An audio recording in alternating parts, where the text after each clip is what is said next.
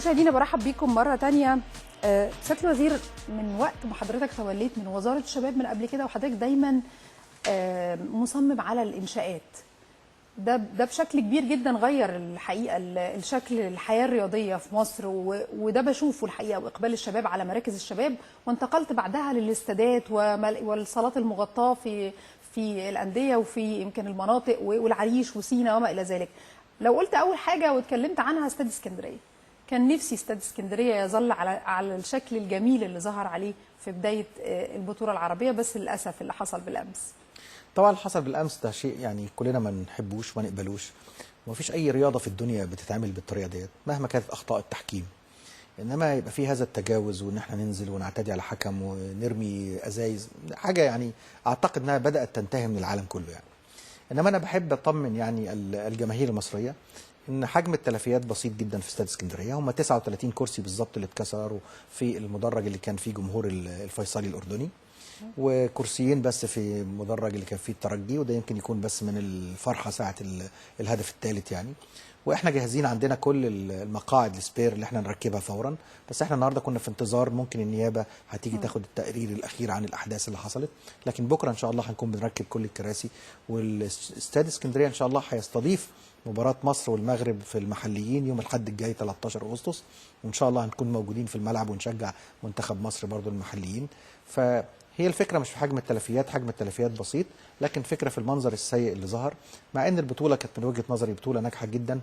كان فيها منافسه جيده جدا، كان فيها تواجد عربي بشكل كبير، كان فيها اظهار لقدرات مصر من ناحيه الملاعب والاستادات وملاعب التدريب والفنادق والانتقالات، وكل الناس اشادت بهذا الامر. ويمكن قبل الاحداث دي بلحظات بسيطه كان ده هو حديثي مع سمو الامير ترك، وكان بيقول يعني انه البطوله ديت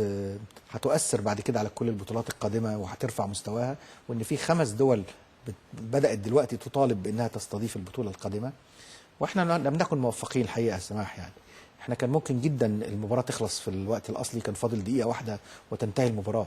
لكن هكذا يعني اشاء القدر، يعني انه المباراه يحصل يجي بجون والفيصلي الاردني يحس انه خلاص الماتش بعد ما كان خسران 2-0 بقى 2-2 ونلعب وقت اضافي فيحصل فيه كده، فالجمهور يعني هذه الاحداث كلها كانت ممكن ما تحصلش، لكن اللي حصل ده غير مقبول نهائيا طبعا. وانا الحقيقه تلقيت النهارده صباحا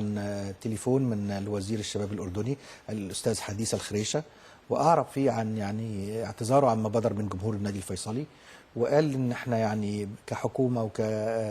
اتحاد كره قدم وكوزاره بيتقدموا بالاعتذار يعني للجماهير الكره المصريه عن المنظر اللي ما كانش لطيف ده ابدا، وقال ان هم هيتخذوا الاجراءات قدام كل من اساء لهذا الامر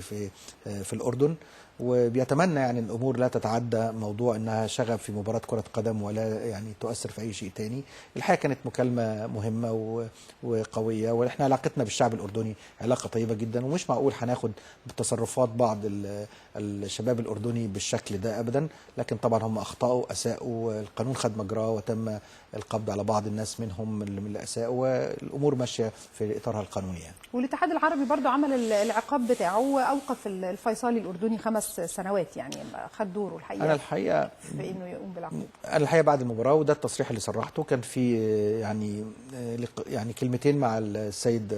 الامير يعني فيما يخص البطوله، وقال لي ان احنا هنعمل اجتماع للاتحاد العربي وسنصدر قرارات قويه قد تصل الى حرمان من المكافاه الماليه